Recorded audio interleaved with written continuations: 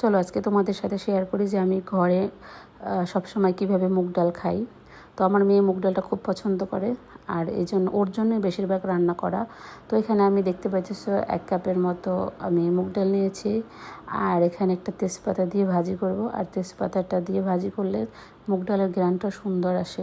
আর এই মুগ ডালটা যখন আমি জলে ভিজিয়ে রাখবো, গরম জলে, তখনও কিন্তু মুগ ডালের মধ্যে তেজপাতাটা থাকবে একদম রান্না অবধি। এখানে আমি জলটা একটু গরম করে নিয়েছি, আর ওখানে আমি মুগ ডালটা দিয়ে দিয়েছি। আর এখানে দেখতে পাচ্ছ নারকেল, তেজপাতা, একটু আদা থেতো করে নিয়েছি, 2টা শুকনো মরিচ, রাঁধুনি আর চিনি। আর দারুচিনি এলাচটা আমি পরে অ্যাড করেছি, আমার খেয়াল ছিল না। আর সবশেষে একটু নামানোর আগে ঘি দেব। আর আর দেব হচ্ছে এখানে হলো টালা জিরা আর ধনিয়াটা দিয়ে দেবো। তো ধনিয়াটা আমি প্লেটে রাখি নেই বলে আমি কৌটোটা দেখালাম, কেউ কিছু মনে করো না। তো এখানে হচ্ছে মুগ ডালটা দেখো আমি গরম জলে পুরো গরম জলে ভিজাইনি।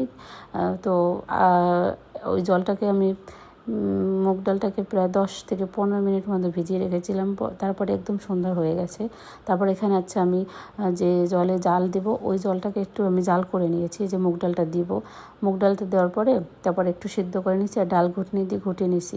এখন আমি এটাকে সম্বার দেব, মানে বাগার দেব। তো ওই কড়াইটি আমি ধুই নাই, কেউ কিছু মনে করো না, এভাবেই আমি রান্না করলাম। তো এখানে আমি সরিষার তেল দিয়ে দিলাম। সরিষার তেল দেওয়ার পরে দেব তেজপাতা দেব, তারপর আর রাঁধুনিটা একটু পরে দেবো, কারণ রাঁধুনিটা অনেক সময় পুড়ে যায় যেহেতু ছোট ছোট মশলা। তো এখানে এখন রাঁধুনিটা দিয়ে দেবো, আর নারকেল দিয়ে দেবো একসাথে। আর দারুচিনি এলাচও কিন্তু আমি দিয়ে দিয়েছি, ওই সময় আমার খেয়াল ছিল না, পরে মনে হয়েছে হায় হায় আমি কি করলাম।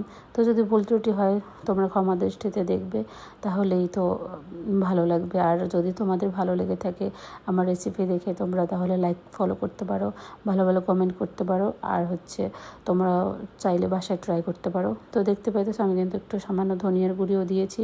আর এখন এখানে একটু অনবরত কিন্তু নাড়তে হবে, যাতে নারকেলটা পুড়ে না যায়। তো এখন নাড়াটা হয়ে গেলে তারপর আমি এটাকেই আমি দিয়ে দেবো মুগ ডালের মধ্যে। তো এইভাবে রান্না করলে এত মজা লাগে কি বলবো। আর এখানে তোমরা চাইলে একটু সামান্য জিরার বাটাও দিতে পারো, ধনিয়ার বাটাও দিতে পারো, একদম অল্প পরিমাণে। তো আমি এখানে দেইনি, কারণ আমি ফাঁকি দিয়েছি, ধনিয়ার ফাঁকি দিয়েছি আর টালা জিরা দেবো, তো এই জন্য আমি আর বাটাটা অ্যাড করি নাই। এতেই অনেক ভালো লেগেছে। তো এখানে চিনিটাও আমি অ্যাড করে দিয়েছি। মুগ ডালে কিন্তু অবশ্যই একটু চিনি অ্যাড করতেই হবে। আর এই যে দেখতে পাচ্ছ ঘিও দিয়ে দিলাম। এরপরে দিয়ে দেবো একটু নাড়াচাড়া করে দিয়ে তারপরে আমি টালা জিরা দিয়েই নামিয়ে নেব। আর এটা এত মজা লাগছে খেতে, কি বলবো। তোমরা চাইলে ট্রাই করতে পারো, আমার কথা যদি বিশ্বাস না হয় এভাবে একবার ট্রাই করে দেখো।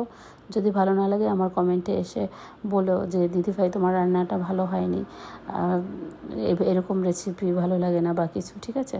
তো এই দেখো আমার ডালটা একদম কিন্তু ঘন হয়ে গেছে। এটা যখন একটু ঠান্ডা হবে এটা কিন্তু আরও ঘন হয়ে যাবে। তো এই দেখো ফাইনালি আমি নামিয়ে নিলাম। তো দেখতে পেতেছো কালারটা কিন্তু খুব সুন্দর হয়েছে, আর খেতেও ভালো হয়েছে। তো আমি নিজে রান্না করছি বলে না, এটা তুমি রুটি দিয়ে বা গরম ভাতের সাথেও খেতে পারবা। তো আজকে এই পর্যন্তই। তোমরা সবাই ভালো থাকো, আর অবশ্যই পাশে থেকো। তোমরা পাশে থাকলে আমারও উৎসাহ বাড়বে।